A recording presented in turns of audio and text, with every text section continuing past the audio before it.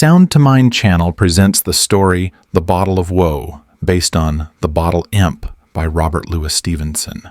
There was a man of the island of Hawaii whom I shall call Keawe. For the truth is, he still lives, and his name must be kept secret.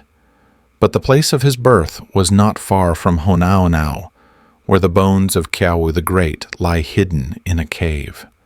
This man was poor, brave, and active. He could read and write like a schoolmaster. He was a first-rate mariner, besides, sailed for some time in the island steamers, and steered a whaleboat on the Hamakua coast. At length, it came in Keawe's mind to have a sight of the great world and foreign cities, and he shipped on a vessel bound to San Francisco. This is a fine town, with a fine harbor and rich people uncountable, and in particular there is one hill which is covered with palaces. Upon this hill Keawe was one day taking a walk with his pocket full of money, viewing the great houses upon either hand with pleasure. What fine houses there are, he was thinking, and how happy must these people be who dwell in them and take no care for the morrow. The thought was in his mind when he came abreast of a house that was smaller than some others, but all finished and beautified like a toy. The steps of that house shone like silver, and the borders of the garden bloomed like garlands, and the windows were bright like diamonds. And Keawe stopped and wondered at the excellence of all he saw. So stopping, he was aware of a man that looked forth upon him through a window, so clear that Keawe could see him as you see a fish in a pool upon the reef. The man was elderly, with a bald head and a black beard, and his face was heavy with sorrow, and he bitterly sighed. And the truth of it is, that as Keawe looked in upon the man, and the man looked out upon Keawe, each envied the other. All of a sudden the man smiled, and nodded, and beckoned Keawe to enter, and met him at the door of the house. "This is a fine house of mine," said the man, and bitterly sighed. "Would you not care to view the chambers?" So he led Keawe all over it, from the cellar to the roof, and there was nothing there that was not perfect of its kind, and Keawe was astonished. "Truly," said Keawe, "this is a beautiful house.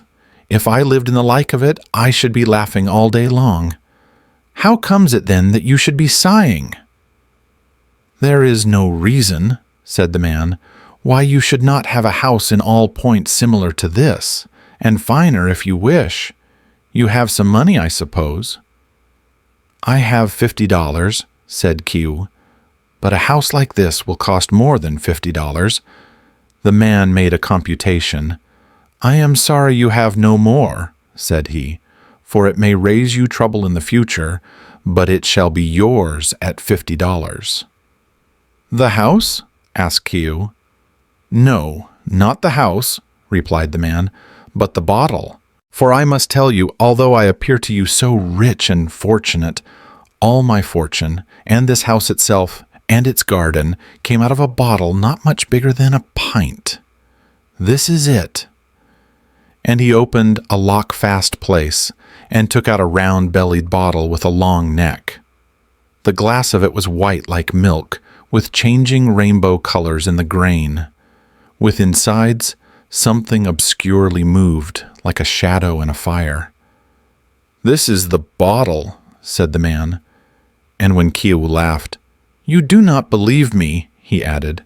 "Try then for yourself. See if you can break it." So Keawe took the bottle up, and dashed it on the floor till he was weary. But it jumped on the floor like a child's ball, and was not injured. "This is a strange thing," said Keawe, "for by the touch of it, as well as by the look, the bottle should be of glass." "Of glass it is," replied the man, sighing more heavily than ever. "But the glass of it was tempered in the flames of hell. An imp lives in it, and that is the shadow we behold there moving, or so I suppose. If any man buys this bottle, the imp is at his command. All that he desires, love, fame, money, houses like this house, or a city like this city, all are his at the word uttered. Napoleon had this bottle, and by it he grew to be the king of the world, but he sold it at the last, and fell. Captain Cook had this bottle, and by it he found his way to so many islands, but he too sold it and was slain upon Hawaii. For once it is sold, the power goes, and the protection, and unless a man remain content with what he has, ill will befall him. And yet you talk of selling it yourself, Keawe said. I have all I wish, and I am growing elderly, replied the man. There is one thing the imp cannot do. He cannot prolong life, and it would not be fair to conceal from you there is a drawback to the bottle. For if a man dies before he sells it, he must burn in hell forever. To be sure, that is a drawback, and no mistake, cried Keawe. I would not meddle with the thing. I can do without a house, thank God. But there is one thing I could not be doing with one particle, and that is to be damned. Dear me, you must not run away with things, returned the man. All you have to do is to use the power of the imp in moderation, and then sell it to someone else, as I do to you, and finish your life in comfort. Well, I observe two things, said Keawe. All the time you keep sighing like a maid in love, that is one, and for the other, you sell this bottle very cheap. I have told you already why I sigh, said the man. It is because I fear my health is breaking up. And as you said yourself, to die and go to the devil is a pity for anyone. As for why I sell so cheap, I must explain to you there is a peculiarity about the bottle. Long ago, when the devil brought it first upon earth, it was extremely expensive, and was sold first of all to Prester John for many millions of dollars. But it cannot be sold at all unless sold at a loss. If you sell it for as much as you paid for it, back it comes to you again like a homing pigeon. It follows that the price has kept falling in these centuries, and the bottle is now remarkably cheap. I bought it myself from one of my great neighbors on this hill, and the price I paid was only $90. I could sell it for as high as $89.99, but not a penny dearer, or back the thing must come to me. Now, about this, there are two bothers. First, when you offer a bottle so singular for $80-odd, people suppose you to be jesting. And second, but there is no hurry about that, and I need not go into it. Only remember it must be coined money that you sell it for. How am I to know that this is all true? Asked Keawe. Some of it you can try at once, replied the man. Give me your $50, take the bottle, and wish your $50 back into your pocket. If that does not happen, I pledge you my honor, I will cry off the bargain and restore your money. You are not deceiving me, said Keawe. The man bound himself with a great oath. Well, I will risk that much, said Keawe, for that can do no harm. And he paid over his money to the man, and the man handed him the bottle. Imp of the bottle, said Keawe, I want my $50 back. And sure enough, he had scarce said the word before his pocket was as heavy as ever. To be sure, this is a wonderful bottle, said Keawe. And now, good morning to you, my fine fellow, and the devil go with you for me, said the man. Hold on, said Keawe. I don't want any more of this fun. Here, take your bottle back. You have bought it for less than I paid for it, replied the man, rubbing his hands. It is yours now, and for my part I am only concerned to see the back of you. And with that he rang for his Chinese servant, and had Keawe shown out of the house. Now, when Keawe was in the street with the bottle under his arm, he began to think. If all is true about this bottle, I may have made a losing bargain, thinks he, but perhaps the man was only fooling me. The first thing he did was to count his money. The sum was exact, $49 American money, and 1 chili piece. "That looks like the truth," said Keawe. "Now I will try another part." The streets in that part of the city were as clean as a ship's decks, and though it was noon, there were no passengers. Keawe set the bottle in the gutter and walked away. Twice he looked back, and there was the milky, round-bellied bottle where he left it. A third time he looked back and turned a corner, but he had scarce done so when something knocked upon his elbow, and behold, it was the long neck sticking up, and as for the round belly, it was jammed into the pocket of his pilot coat. "And that looks like the truth," said Keawe. The next thing he did was to buy a corkscrew in a shop and go apart into a secret place in the fields. And there he tried to draw the cork, but as often as he put the screw in, out it came again, and the cork as whole as ever. "This is some new sort of cork," said Keawe, and all at once he began to shake and sweat, for he was afraid of that bottle.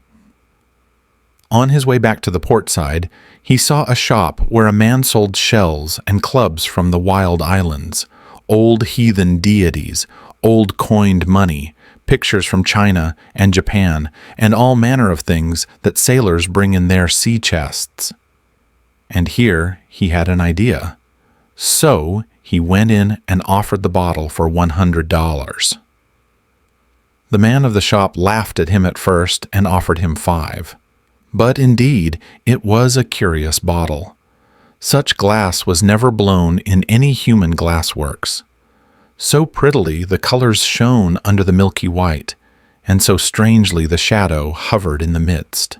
So, after he had disputed a while after the manner of his kind, the shopman gave Keawe 60 silver dollars for the thing, and set it on a shelf in the midst of his window. "Now," said Keawe, "I have sold that for 60, which I bought for 50, or, to say truth, a little less, because one of my dollars was from Chile. Now I shall know the truth upon another point." So he went back on board his ship, and when he opened his chest, there was the bottle, and had come more quickly than himself. Now Keawe had a mate on board, whose name was Lopaka. "What ails you," said Lopaka, "that you stare in your chest?" They were alone in the ship's forecastle, and Keawe bound him to secrecy and told all. "This is a very strange affair," said Lopaka, "and I fear you will be in trouble about this bottle. But there is one point very clear, that you are sure of the trouble, and you had better have the profit in the bargain. Make up your mind what you want with it. Give the order, and if it is done as you desire, I will buy the bottle myself, for I have an idea of my own to get a schooner and go trading through the islands." "That is not my idea," said Keawe, "but to have a beautiful house and garden on the Kona coast where I was born, the sun shining in at the door, flowers in the garden, glass in the windows, pictures on the walls, and toys and fine carpets on the tables, for all the world like the house I was in this day, only a story higher, and with balconies all about like the king's palace, and to live there without care, and make merry with my friends and relatives." "Well," said Lopaka, "let us carry it back with us to Hawaii, and if all comes true, as you suppose, I will buy the bottle, as I said, and ask a schooner." Upon that they were agreed, and it was not long before the ship returned to Honolulu, carrying Keawe and Lopaka and the bottle. They were scarce come ashore when they met a friend upon the beach, who began at once to condole with Keawe. "I do not know what I am to be condoled about," said Keawe. "Is it possible you have not heard?" said the friend. "Your uncle, that good old man, is dead, and your cousin, that beautiful boy, was drowned at sea." Keawe was filled with sorrow, and beginning to weep and to lament, he forgot about the bottle. But Lopaka was thinking to himself, and presently, when Keawe's grief was a little abated, "I have been thinking," said Lopaka. "Had not your uncle lands in Hawaii, in the district of Keawe?" "No," said Keawe, "not in Keawe. They are on the mountain side, a little bit south Hokaena." "These lands will now be yours?" asked Lopaka. "And so they will," said Keawe, and began again to lament for his relatives. "No," said Lopaka, "do not lament at present. I have a thought in my mind. How if this should be the doing of the bottle? For here is the place ready for your house." "If this be so," cried Keawe, "it is a very ill way to serve me by killing my relatives. But it may be indeed, for it was in just such a station that I saw the house with my mind's eye." "The house, however, is not yet built," said Lopaka. "No, nor like to be," said Keawe. "For though my uncle has some coffee and ava and bananas, it will not be more than will keep me in comfort. And the rest of that land is the black lava." "Let us go to the lawyer," said Lopaka. "I have still this idea in my mind." Now, when they came to the lawyers, it appeared Keawe's uncle had grown monstrously rich in the last days, and there was a fund of money. "And here is the money for the house," cried Lopaka. "If you are thinking of a new house," said the lawyer, "here is the card of a new architect, of whom they tell me great things." "Better and better," cried Lopaka. "Here is all made plain for us. Let us continue to obey orders." So they went to the architect, and he had drawings of houses on his table. "You want something out of the way," said the architect. "How do you like this?" And he handed a drawing to Keawe. Now, when Keawe set eyes on the drawing, he cried out aloud, for it was the picture of his thought exactly drawn. "I am in for this house," thought he. "Little as I like the way it comes to me, I am in for it now, and I may as well take the good along with the evil." So he told the architect all that he wished, and how he would have that house furnished, and about the pictures on the wall and the knickknacks on the tables, and he asked the man plainly for how much he would undertake the whole affair. The architect put many questions, and took his pen and made a computation, and when he had done, he named the very sum that Keawe had inherited. Lopaka and Keawe looked at one another and nodded. "It is quite clear," thought Keawe, "that I am to have this house, whether or not. It comes from the devil, and I fear I will get little good by that. And of one thing I am sure, I will make no more wishes as long as I have this bottle. But with the house I am saddled, and I may as well take the good along with the evil." So he made his terms with the architect, and they signed a paper, and Keawe and Lopaka took ship again and sailed to Australia. For it was concluded between them they should not interfere at all, but leave the architect and the Bottle Imp to build and to adorn that house at their own pleasure. The voyage was a good voyage, only all the time Keawe was holding in his breath, for he had sworn he would utter no more wishes and take no more favors from the devil. The time was up when they got back. The architect told them that the house was ready, and Keawe and Lopaka took a passage in the hall and went down Kona way to view the house and see if all had been done fitly according to the thought that was in Keawe's mind. Now the house stood on the mountainside, visible to ships. Above, the forest ran up into the clouds of rain. Below, the black lava fell in cliffs where the kings of old lay buried. A garden bloomed about that house with every hue of flowers, and there was an orchard of papaya on the one hand, and an orchard of breadfruit on the other, and right in front, toward the sea, a ship's mast had been rigged up and bore a flag. As for the house, it was 3 stories high, with great chambers and broad balconies on each. The windows were of glass, so excellent that it was as clear as water and as bright as day. All manner of furniture adorned the chambers. Pictures hung upon the wall in golden frames, pictures of ships and men fighting, and of the most beautiful women, and of singular places. Nowhere in the world are there pictures of so bright a color as those Keawe found hanging in his house. As for the knickknacks, they were extraordinarily fine.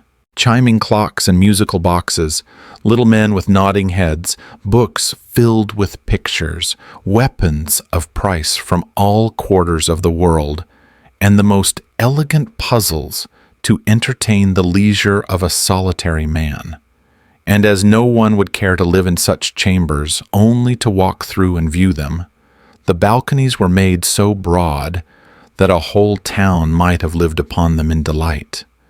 And Keawe knew not which to prefer, whether the back porch where you get the land breeze and looked upon the orchards and the flowers, or the front balcony where you could drink the wind of the sea and look down the steep wall of the mountain and see the hall going by once a week or so between Hokena and the hills of Pele, or the schooners plying up the coast for wood and ava and bananas.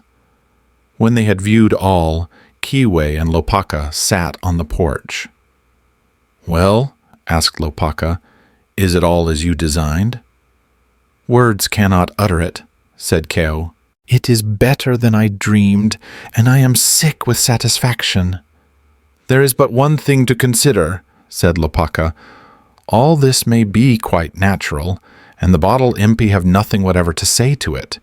If I were to buy the bottle, and got no schooner after all, I should have put my hand in the fire for nothing. I gave you my word, I know, but yet I think you would not grudge me one more proof." "I have sworn I would take no more favors," said Keawe.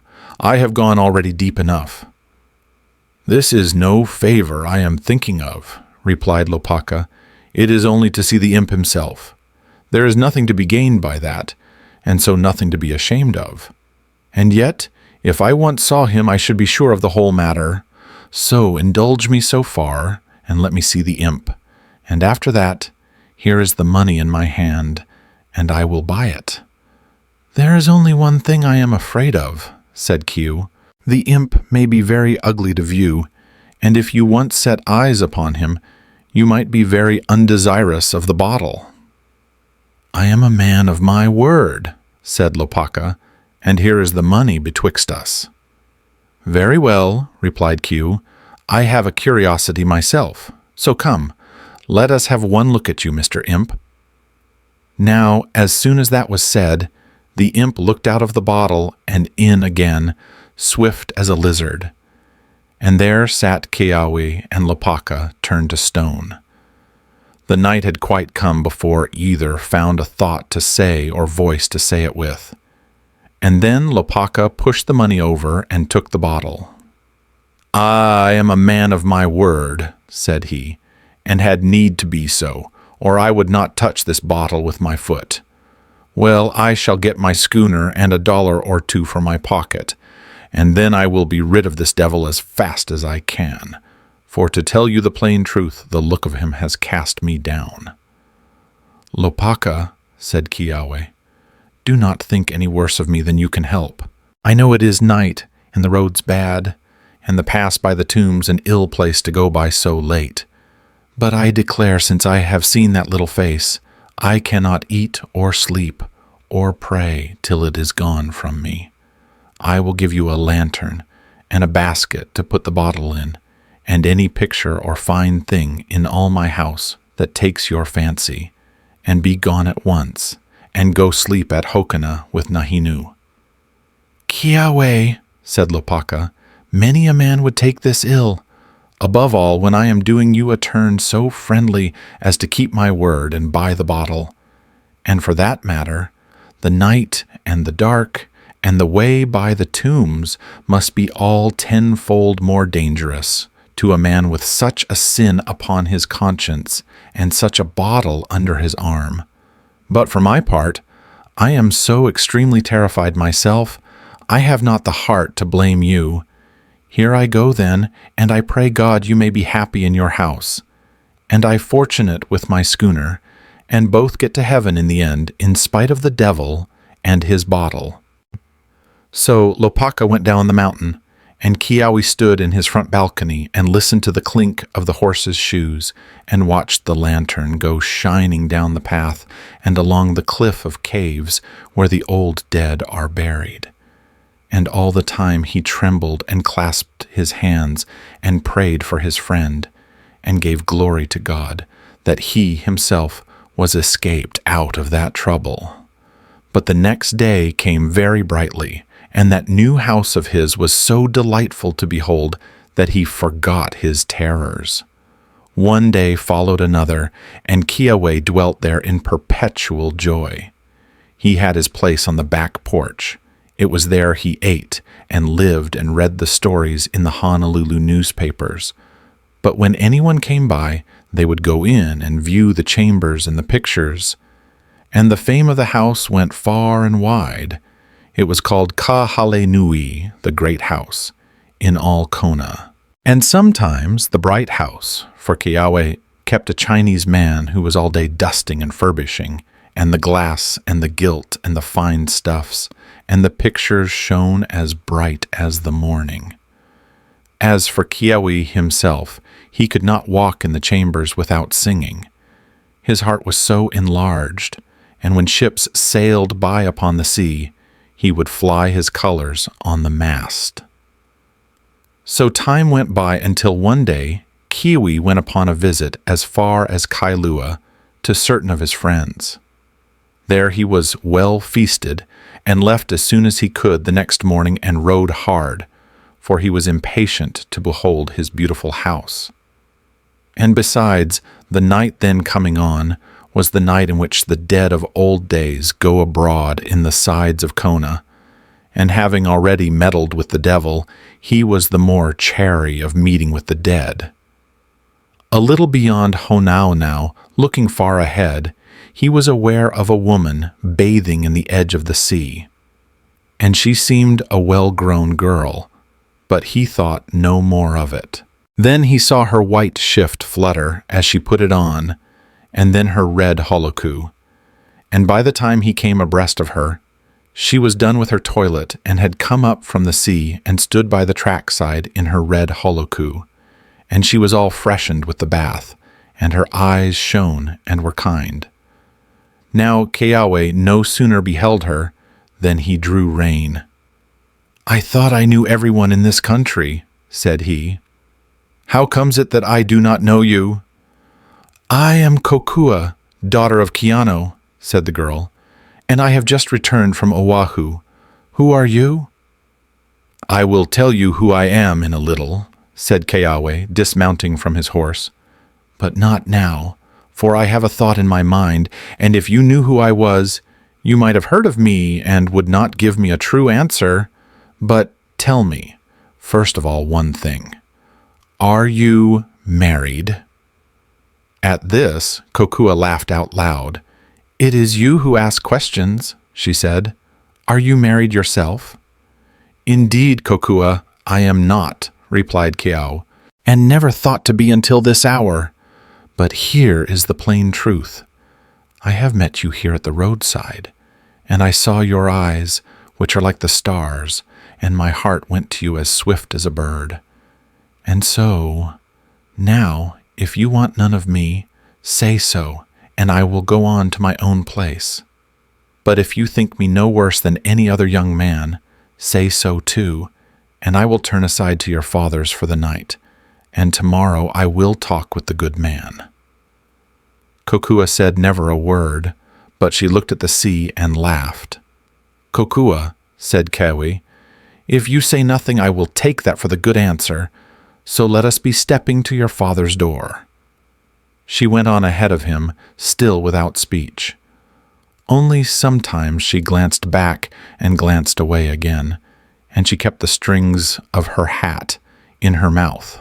Now, when they had come to the door, Keanu came out on his veranda and cried out and welcomed Keawe by name. At that, the girl looked over, for the fame of the great house had come to her ears, and to be sure, it was a great temptation. All that evening they were very merry together, and the girl was as bold as brass under the eyes of her parents, and made a mark of Keawe, for she had a quick wit. The next day he had a word with Keanu and found the girl alone. "Kokua," said he, "you made a mark of me all the evening, and it is still time to bid me go. I would not tell you who I was because I have so fine a house, and I feared you would think too much of that house, and too little of the man that loves you. Now you know all, and if you wish to have seen the last of me, say so at once." "No," said Kokua, but this time she did not laugh, nor did Keawe ask for more. This was the wooing of Keawe. Things had gone quickly, but so an arrow goes, and the ball of a rifle swifter still, and yet both may strike the target. Things had gone fast, but they had gone far also, and the thought of Keawe rang in the maiden's head. She heard his voice in the breach of the surf upon the lava, and for this young man that she had seen but twice, she would have left father and mother and her native islands. As for Keawe himself, his horse flew up the path of the mountain under the cliff of tombs, and the sound of the hoofs and the sound of Keawe singing to himself for pleasure echoed in the caverns of the dead. He came to the bright house, and still he was singing. He sat and ate in the broad balcony, and the Chinese man wondered at his master to hear how he sang between the mouthfuls. The sun went down into the sea, and the night came, and Keawe walked the balconies by lamplight, high on the mountains, and the voice of his singing startled men on ships. "Here am I now upon my high place," he said to himself. "Life may be no better. This is the mountain top, and all shelves about me toward the worse. For the first time, I will light up the chambers and bathe in my fine bath with the hot water and the cold, and sleep above in the bed of my bridal chamber." So the Chinese man had word, and he must rise from sleep and light the furnaces. And as he walked below beside the boilers, he heard his master singing and rejoicing above him in the lighted chambers. When the water began to be hot, the Chinese man cried to his master, and Keawe went into the bathroom. And the Chinese man heard him sing as he filled the marble basin, and heard him sing, and the singing broken as he undressed, until of a sudden the song ceased. The Chinese man listened and listened. He called up the house to Keawe to ask if all were well, and Keawe answered him, "Yes," and bade him go to bed. But there was no more singing in the bright house. And all night long the Chinese man heard his master's feet go round and round the balconies without repose. Now the truth of it was this. As Keawe undressed for his bath, he spied upon his flesh a patch like a patch of lichen on a rock, and it was then that he stopped singing, for he knew the likeness of that patch, and knew that he was fallen in the Chinese evil. Now it is a sad thing for any man to fall into this sickness, and it would be a sad thing for anyone to leave a house so beautiful and so commodious, and depart from all his friends to the north coast of Molokai between the mighty cliff and the sea breakers. But what was that to the case of the man Keawe? He who had met his love but yesterday, and won her but that morning, and now saw all his hopes break in a moment like a piece of glass. A while he sat upon the edge of the bath, then sprang with a cry and ran outside, and to and fro, along the balcony like one despairing. "Very willingly could I leave Hawaii, the home of my fathers," Keawe was thinking. "Very lightly could I leave my house, the high-placed, the many-windowed here upon the mountains. Very bravely could I go to Molokai, to Kalaupapa by the cliffs, to live with the smitten, and to sleep there, far from my fathers. But what wrong have I done? What sin lies upon my soul, that I should have encountered Kokua coming cool from the sea-water in the evening? Kokua, the soul ensnarer, Kokua, the light of my life. Her may I never wed. Her may I look upon no longer. Her may I no more handle with my loving hand. And it is for this, it is for you, O Kokua, that I pour my lamentations. Now you are to observe what sort of a man Keawe was, for he might have dwelt there in the bright house for years, and no one been the wiser of his sickness. But he reckoned nothing of that if he must lose Kokua. And again, he might have wed Kokua even as he was, and so many would have done, because they have the souls of pigs. But Keawe loved the maid manfully, and he would do her no hurt and bring her in no danger. A little beyond the midst of the night, there came in his mind the recollection of that bottle. He went round to the back porch and called to memory the day when the devil had looked forth. And at the thought, ice ran in his veins. A dreadful thing is the bottle, thought Keawe, and dreadful is the imp, and it is a dreadful thing to risk the flames of hell. But what other hope have I to cure my sickness, or to wed Kokua? What, he thought, would I beard the devil once only to get me a house, and not face him again to win Kokua? Thereupon, he called to mind it was the next day the Hall went by on her return to Honolulu. There must I go first, he thought, and see Lopaka, for the best hope that I have now is to find that same bottle I was so pleased to be rid of. Never a wink could he sleep. The food stuck in his throat. But he sent a letter to Keanu, and about the time when the steamer would be coming, rode down beside the cliff of the tombs. It rained. His horse went heavily. He looked up at the black mouths of the caves, and he envied the dead that slept there, and were done with trouble, and called to mind how he had galloped by the day before and was astonished. So he came down to Hukena, and there was all the country gathered for the steamer as usual. In the shed before the store, they sat and jested and passed the news. But there was no matter of speech in Keawe's bosom, and he sat in their midst and looked without on the rain falling on the houses, and the surf beating among the rocks, and the sighs arose in his throat. "Keawe of the bright house is out of spirits," said one to another. Indeed, and so he was, and little wonder. Then the Hall came, and the whaleboat carried him on board. The after part of the ship was full of haoles, whites, who had been to visit the volcano as their custom is, and the midst was crowded with Kanakas, and the forepart with wild bulls from Hilo and horses from Kau. But Keawe sat apart from all in his sorrow, and watched for the house of Keanu. There it sat low upon the shore, in the black rocks, and shaded by the coconut palms. And thereby the door was a red holoku, no greater than a fly, and going to and fro with a fly's business. "Ah, queen of my heart," he cried, "I'll venture my dear soul to win you."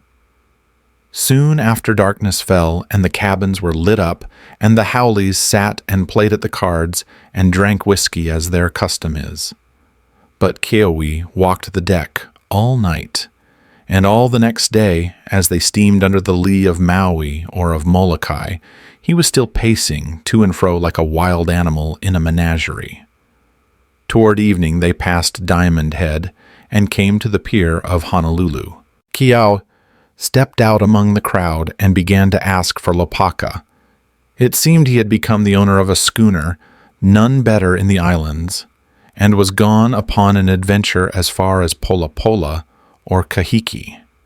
So there was no help to be looked for from Lopaka. Keawe called to mind a friend of his, a lawyer in the town, I must not tell his name, and inquired of him. They said he was grown suddenly rich, and had a fine new house upon Waikiki shore. And this put a thought in Keawe's head, and he called a hack and drove to the lawyer's house. The house was all brand new, and the trees in the garden no greater than walking sticks, and the lawyer, when he came, had the air of a man well pleased. "What can I do to serve you?" said the lawyer. "You are a friend of Lopaka's," replied Keawe, "and Lopaka purchased from me a certain piece of goods that I thought you might enable me to trace." The lawyer's face became very dark. "I do not profess to misunderstand you, Mr. Keawe," said he, "though this is an ugly business to be stirring in. You may be sure I know nothing, but yet I have a guess, and if you would apply in a certain quarter, I think you might have news." And he named the name of a man, which again I had better not repeat. So it was for days, and Keawe went from one to another, finding everywhere new clothes and carriages, and fine new houses, and men everywhere in great contentment, although to be sure, when he hinted at his business, their faces would cloud over. "No doubt I am upon the track," thought Keawe. "These new clothes and carriages are all the gifts of the little imp, and these glad faces are the faces of men who have taken their profit and got rid of the accursed thing in safety. When I see pale cheeks and hear sighing, I shall know that I am near the bottle." So it befell at last that he was recommended to a Hawaiian in Beretania Street. When he came to the door, about the hour of the evening meal, there were the usual marks of the new house, and the young garden, and the electric light shining in the windows. But when the owner came, a shock of hope and fear ran through Keawe. For here was a young man, white as a corpse, and black about the eyes, the hair shedding from his head, and such a look in his countenance as a man may have when he is waiting for the gallows. "Here it is to be sure," thought Keawe, and so with this man he no ways veiled his errand. "I am come to buy the bottle," said he. At the word, the young Hawaiian of Beretania Street reeled against the wall. "The bottle!" he gasped. "To buy the bottle!"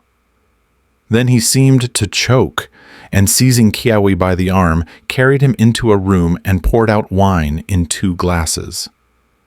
"Here is my respect," said Keawe, who had been much about with Howleys in his time.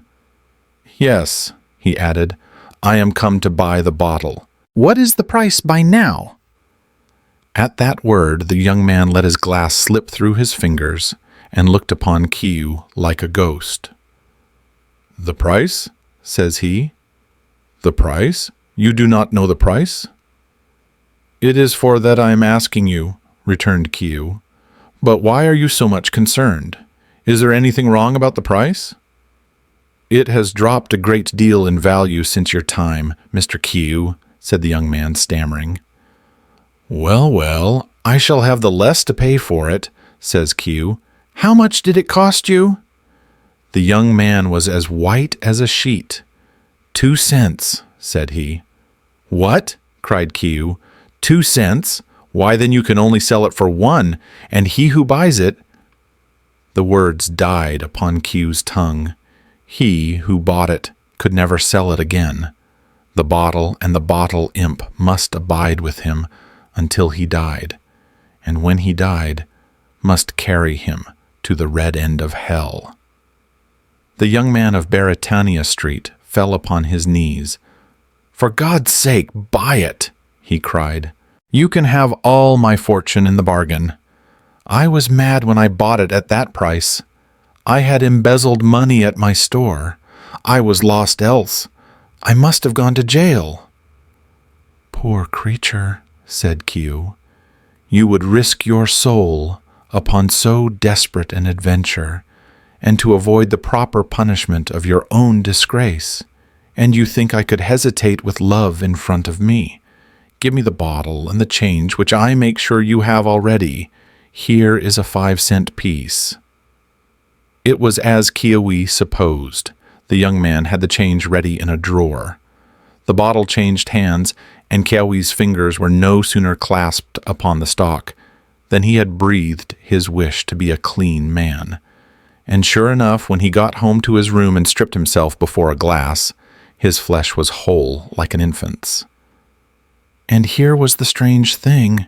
He had no sooner seen this miracle than his mind was changed within him, and he cared not for the Chinese evil, and little enough for Kokua, and had but the one thought, that here he was bound to the bottle imp for time and for eternity, and had no better hope but to be a cinder forever in the flames of hell.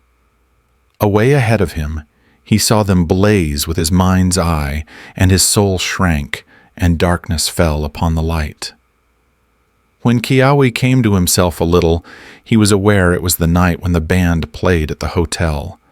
Thither he went, because he feared to be alone, and there, among happy faces, walked to and fro, and heard the tunes go up and down, and saw Burger beat the measure, and all the while he heard the flames crackle, and saw the red fire burning in the bottomless pit. Of a sudden the band played Hiki Ao Ao. That was a song that he had sung with Kokua, and at the strain, courage returned to him. "It is done now," he thought, "and once more let me take the good along with the evil."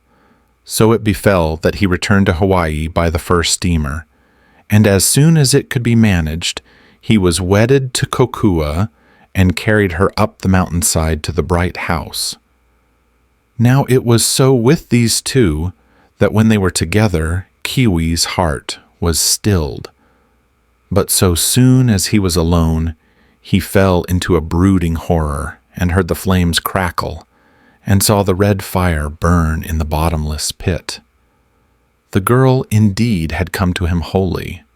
Her heart leaped in her side at the sight of him, her hand clung to his, and she was so fashioned, from the hair upon her head to the nails upon her toes, that none could see her without joy. She was pleasant in her nature. She had the good word always. Full of song she was, and went to and fro in the bright house, the brightest thing in its 3 stories, caroling like the birds. And Keawe beheld and heard her with delight, and then must shrink upon one side, and weep and groan to think upon the price that he had paid for her. And then he must dry his eyes, and wash his face, and go and sit with her on the broad balconies, joining in her songs, and, with a sick spirit, answering her smiles. There came a day when her feet began to be heavy, and her songs more rare, and now it was not Keawe only that would weep apart, but each would sunder from the other, and sit in opposite balconies with the whole width of the bright house betwixt. Keawe was so sunk in his despair he scarce observed the change, and was only glad he had more hours to sit alone and brood upon his destiny, and was not so frequently condemned to pull a smiling face on a sick heart. But one day, coming softly through the house, he heard the sound of a child sobbing, and there was Kokua rolling her face upon the balcony floor, and weeping like the lost. "You do well to weep in this house, Kokua," he said, "and yet I would give the head off my body that you, at least, might have been happy." "Happy!" she cried. "Keawe, when you lived alone in your bright house, you were the word of the island for a happy man. Laughter and song were in your mouth, and your face was as bright as the sunrise. Then you wedded poor Kokua, and the good God knows what is amiss in her. But from that day you have not smiled." "Oh," she cried, "what ails me? I thought I was pretty, and I knew I loved him. What ails me that I throw this cloud upon my husband?" "Poor Kokua," said Keawe. He sat down by her side and sought to take her hand, but that she plucked away. "Poor Kokua," he said again, "my poor child, my pretty. And I had thought all this while to spare you. Well, you shall know all. Then at least you will pity poor Keawe. Then you will understand how much he loved you in the past, that he dared hell for your possession, and how much he loves you still, the poor condemned one. that he can yet call up a smile when he beholds you." With that, he told her all, even from the beginning. "You have done this for me?" she cried. "Ah, well then, what do I care?" And she clasped and wept upon him. "Ah, child," said Keawe, "and yet when I consider of the fire of hell, I care a good deal." "Never tell me," said she. "No man can be lost because he loved Kokua, and no other fault. I tell you, Keawe, I shall save you with these hands, or perish in your company." "What? You loved me and gave your soul, and you think I will not die to save you in return? Ah, my dear, you might die 100 times. And what difference would that make?" He cried, "Except to leave me lonely till the time comes of my damnation." "You know nothing," said she. "I was educated in a school in Honolulu. I am no common girl, and I tell you I shall save my lover. What is this you say about a cent?" But all the world is not American. In England, they have a piece they call a farthing, which is about half a cent. "Ah, sorrow," she cried, "that makes it scarcely better, for the buyer must be lost, and we shall find none so brave as my Keawe. But then there is France. They have a small coin there, which they call a centime, and these go 5 to the cent or thereabout. We could not do better. Come, Keawe, let us go to the French islands. Let us go to Tahiti as fast as ships can bear us. There we have 4 centimes, 3 centimes, 2 centimes, 1 centime, 4 possible sails to come and go on, and 2 of us to push the bargain. Come, my Keawe, kiss me and banish care. Kokua will defend you." "Gift of God!" he cried. "I cannot think that God will punish me for desiring aught so good. Be it as you will, then. Take me where you please. I put my life and my salvation in your hands." Early the next day, Kokua was about her preparations. She took Keawe's chest that he went with sailing, and first she put the bottle in a corner, and then packed it with the richest of their clothes and the bravest of the knickknacks in the house. "For," said she, "we must seem to be rich folks, or who will believe in the bottle?" All the time of her preparation she was as gay as a bird. Only when she looked upon Keawe, the tears would spring in her eye, and she must run and kiss him. As for Keawe, a weight was off his soul. Now that he had his secret shared and some hope in front of him, he seemed like a new man. His feet went lightly on the earth, and his breath was good to him again. Yet was terror still at his elbow, and ever and again, as the wind blows out a taper, hope died in him. And he saw the flames toss, and the red fire burn in hell. It was given out in the country, they were gone, pleasuring to the States, which was thought a strange thing, and yet not so strange as the truth, if any could have guessed it. So they went to Honolulu in the Hall, and thence in the Umatilla to San Francisco with a crowd of haoles, and at San Francisco took their passage by the mail brigantine, the Tropic Bird, for Papeete, the chief place of the French in the South Islands. Thither they came, after a pleasant voyage, on a fair day of the trade wind, and saw the reef with the surf breaking, and Motuiti with its palms, and the schooner riding inside, and the white houses of the town low down along the shore among green trees, and overhead the mountains and the clouds of Tahiti, the wise island. It was judged the most wise to hire a house, which they did accordingly opposite the British consuls, to make a great parade of money, and themselves conspicuous with carriages and horses. This it was very easy to do, so long as they had the bottle in their possession. For Kokua was more bold than Keawe, and whenever she had a mind, called on the imp for $20 or $100. At this rate, they soon grew to be remarked in the town. And the strangers from Hawaii, their riding and their driving, the fine hoku, and the rich lace of Kokua, became the matter of much talk. They got on well after the first with the Tahitian language, which is indeed like to the Hawaiian, with a change of certain letters, and as soon as they had any freedom of speech, began to push the bottle. You are to consider it was not an easy subject to introduce. It was not easy to persuade people you were in earnest when you offered to sell them for 4 centimes the spring of health and riches inexhaustible. It was necessary besides to explain the dangers of the bottle. And either people disbelieved the whole thing and laughed, or they thought the more of the darker part became overcast with gravity and drew away from Keawe and Kokua as from persons who had dealings with the devil. So far from gaining ground, these two began to find they were avoided in the town. The children ran away from them screaming, a thing intolerable to Kokua.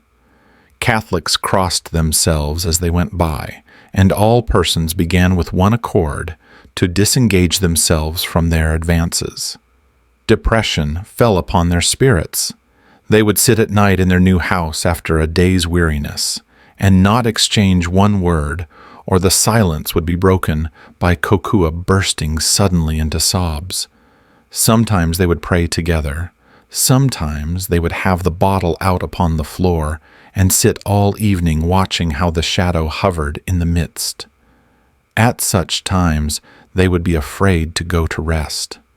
It was long ere slumber came to them, and if either dozed off, it would be to wake and find the other silently weeping in the dark, or perhaps to wake alone, the other having fled from the house and the neighborhood of that bottle, to pace under the bananas in the little garden, or to wander on the beach by moonlight. One night it was so. When Kokua awoke, Keawe was gone. She felt in the bed, and his place was cold. Then fear fell upon her, and she sat up in bed. A little moonshine filtered through the shutters. The room was bright, and she could spy the bottle on the floor. Outside it blew high. The great trees of the avenue cried aloud, and the fallen leaves rattled in the veranda. In the midst of this, Kokua was aware of another sound, whether of a beast or of a man she could scarce tell, but it was as sad as death and cut her to the soul. Softly she arose, set the door ajar, and looked forth into the moonlit yard. There, under the bananas, lay Keawe, his mouth in the dust, and as he lay, he moaned. It was Kokua's first thought to run forward and console him. Her second potently withheld her. Keawe had borne himself before his wife like a brave man. It became her little in the hour of weakness to intrude upon his shame. With the thought, she drew back into the house. Heaven, she thought, how careless have I been, how weak! It is he, not I, that stands in this eternal peril. It was he, not I, that took the curse upon his soul. It is for my sake, and for the love of a creature of so little worth and such poor help, that he now beholds so close to him the flames of hell, aye, and smells the smoke of it, lying without there in the wind and moonlight. Am I so dull of spirit that never till now I have surmised my duty, or have I seen it before and turned aside? But now, at least, I take up my soul in both the hands of my affection. Now I say farewell to the white steps of heaven and the waiting faces of my friends. A love for a love, and let mine be equaled with Keawe's. A soul for a soul, and be it mine to perish. She was a deft woman with her hands and was soon apparelled. She took in her hands the change, the precious centimes they kept ever at their side. For this coin is little used, and they had made provision at a government office. When she was forth in the avenue, clouds came on the wind, and the moon was blackened. The town slept, and she knew not whither to turn till she heard one coughing in the shadow of the trees.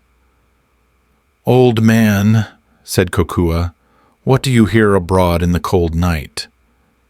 The old man could scarce express himself for coughing, but she made out that he was old and poor, and a stranger in the island. "Will you do me a service?" said Kokua. "As one stranger to another, and as an old man to a young woman, will you help a daughter of Hawaii?" "Ah," said the old man, "so you are the witch from the 8 islands, and even my old soul you seek to entangle. But I have heard of you and defy your wickedness." "Sit down here," said Kokua, "and let me tell you a tale." And she told him the story of Keawe from the beginning to the end. "And now," said she, "I am his wife, whom he bought with his soul's welfare. And what should I do? If I went to him myself and offered to buy it, he will refuse. But if you go, he will sell it eagerly. I will await you here.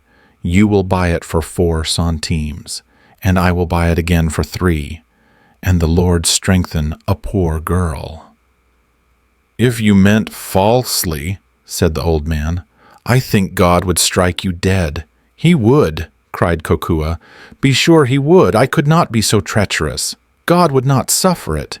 "Give me the 4 centimes and await me here," said the old man.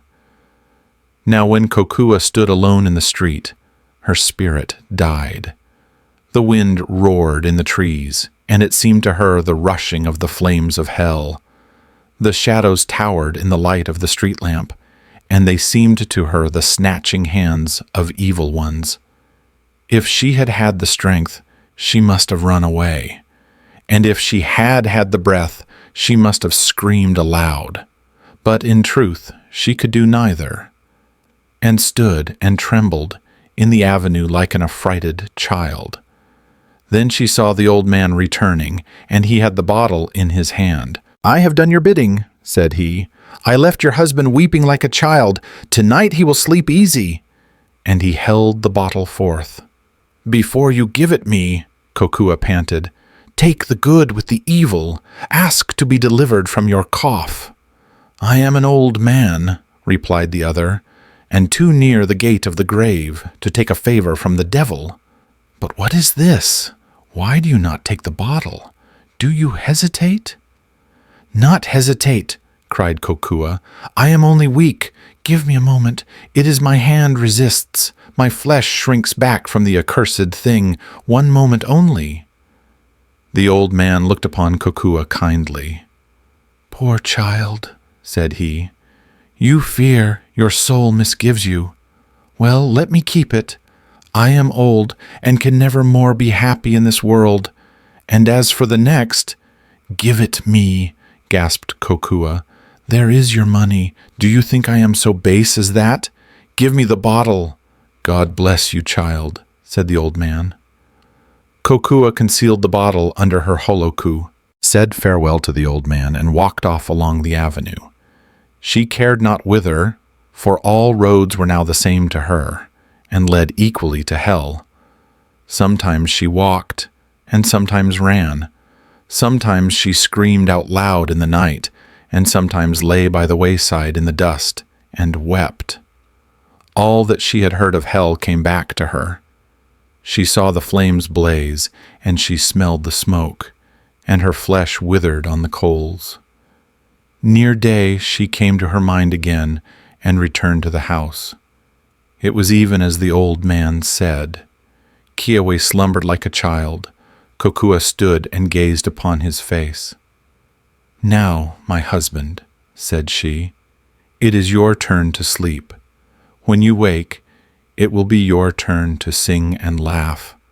But for poor Kokua, alas, for poor Kokua, no more sleep, no more singing, no more delight, whether in earth or heaven."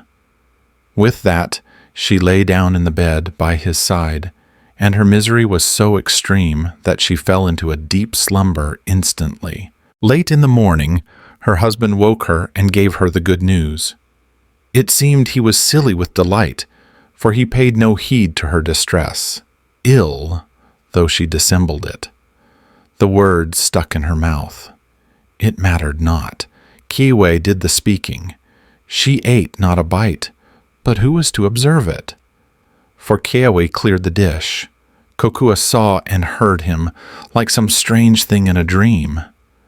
There were times when she forgot or doubted and put her hands to her brow. To know herself doomed and hear her husband babble seemed so monstrous.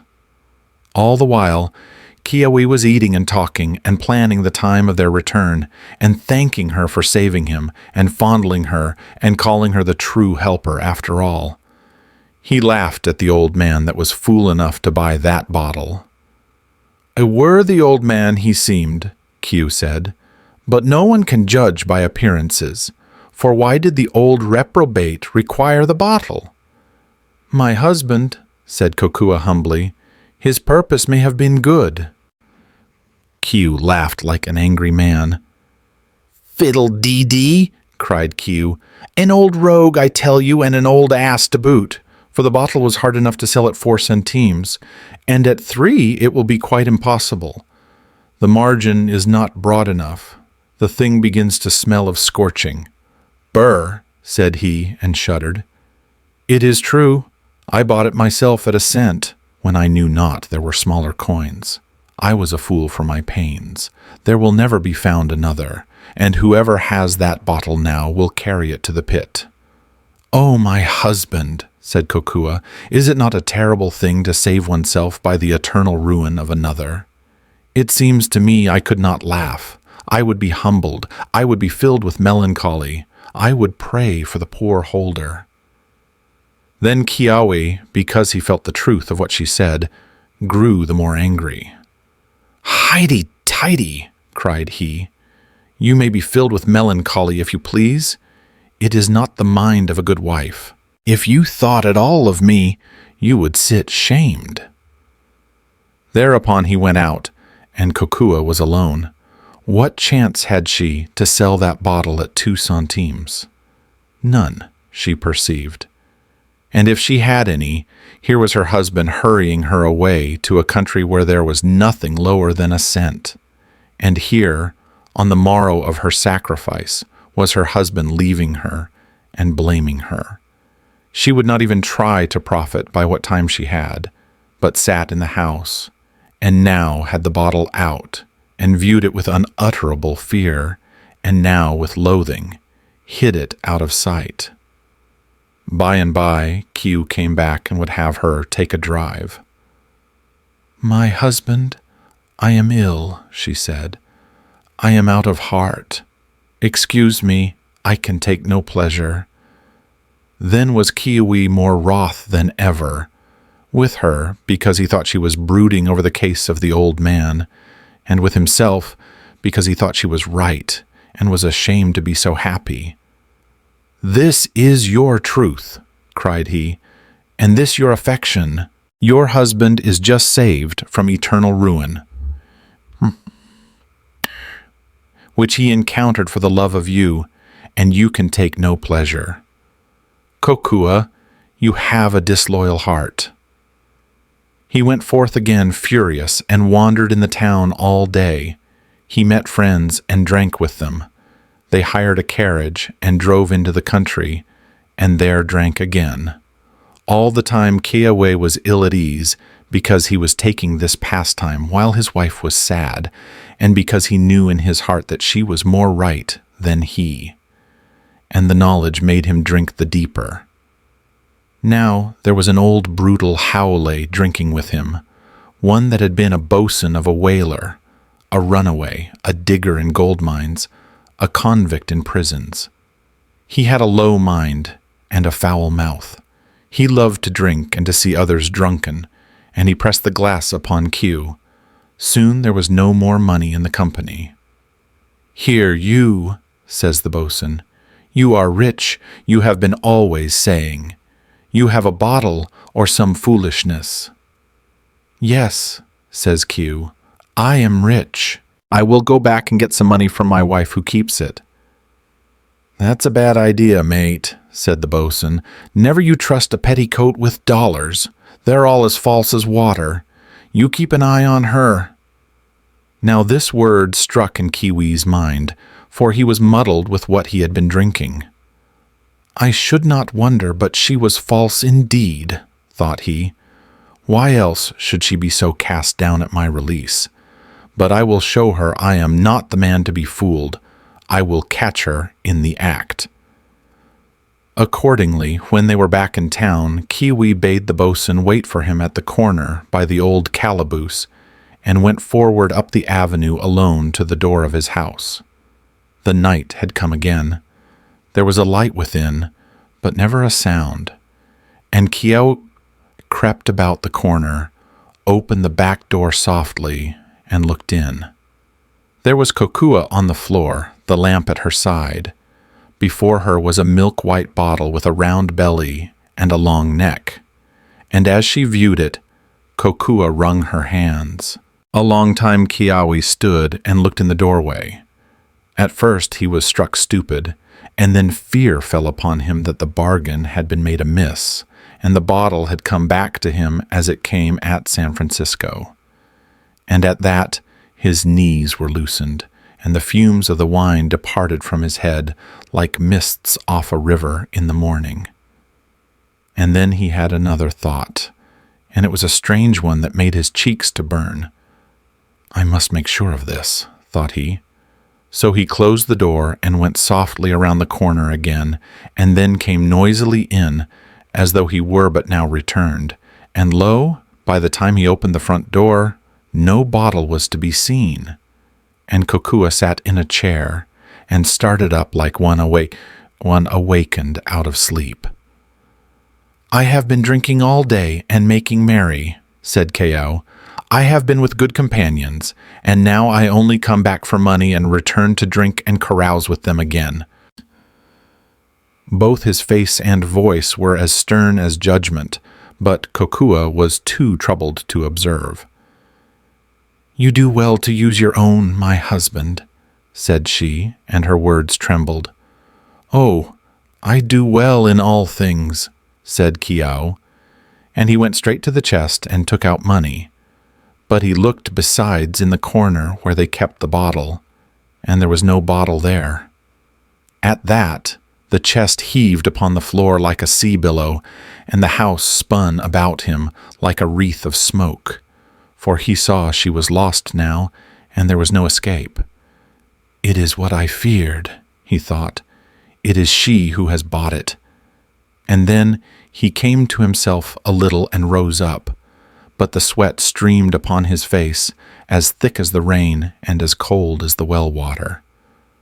"Kokua," said he, "I said to you today what ill became me. Now I return to house with my jolly companions."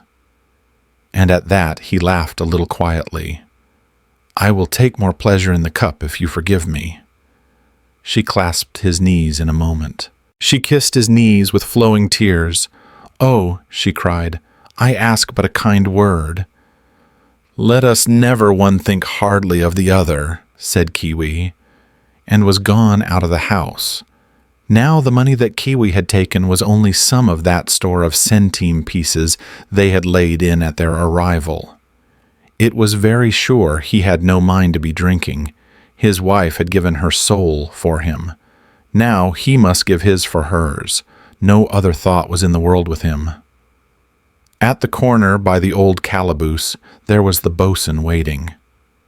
"My wife has the bottle," said Keawe, "and unless you help me to recover it, there can be no more money and no more liquor tonight." "You do not mean to say you are serious about that bottle?" cried the boatswain. "There is the lamp," said Keawe. "Do I look as if I was jesting?" "That is so," said the boatswain. "You look as serious as a ghost." "Well then," said Keawe, "here are 2 centimes. You must go to my wife in the house and offer her these for the bottle, which, if I am not much mistaken, she will give you instantly. Bring it to me here, and I will buy it back from you for 1. For that is the law with this bottle, that it still must be sold for a less sum. But whatever you do, never breathe a word to her that you have come from me." "Mate, I wonder are you making a fool of me?" asked the boatswain. "It will do you no harm if I am," returned Keawe. "That is so, mate," said the boatswain. "And if you doubt me," added Keawe, "you can try. As soon as you are clear of the house, wish to have your pocket full of money, or a bottle of the best rum, or what you please, and you will see the virtue of the thing." "Very well, Kanaka," said the boatswain. "I will try, but if you are having your fun out of me, I will take my fun out of you with a belaying pin." So the whaler-man went off up the avenue, and Keawe stood and waited. It was near the same spot where Kokua had waited the night before. But Keawe was more resolved and never faltered in his purpose. Only his soul was bitter with despair. It seemed a long time he had to wait before he heard a voice singing in the darkness of the avenue. He knew the voice to be the boatswain's, but it was strange how drunken it appeared upon a sudden. Next, the man himself came stumbling into the light of the lamp. He had the devil's bottle buttoned in his coat. Another bottle was in his hand, and even as he came in view, he raised it to his mouth and drank. "You have it," said Keawe. "I see that." "Hands off!" cried the boatswain, jumping back. "Take a step near me and I'll smash your mouth.